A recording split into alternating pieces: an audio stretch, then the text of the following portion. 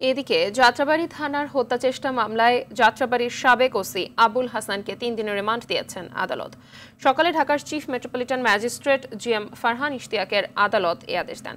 এছাড়া যাত্রাবাড়ী, ভাটারা, মোহাম্মদপুর, আদাবর, শাহবাগ ও উত্তরা পূর্ব থানার মামলায় গ্রেপ্তার দেখানো হয়েছে সাবেক প্রধানমন্ত্রীর বিনিয়োগ উপদেষ্টা সালমান এফ রহমান, দীপু মনি, আনিসুল হক, আমির হোসেন আমু, হাজি সেলিম, অভিনেত্রী শমী কায়সার, সাবেক আইজিপি শহীদুল হক, আব্দুল আল মামুনকে। সকালে তাদের প্রত্যেককে তোলা হয় সিএমএম আদালতে। পরে তাদের এ আদেশ দেন আদালত। এর আগে তারা একাধিক মামলায় রিমান্ড শেষে কারাগারে ছিলেন। বিভিন্ন মামলায় তাদেরকে তদন্তকারী কর্মকর্তা গ্রেপ্তার দেখানোর জন্য আবেদন করেন।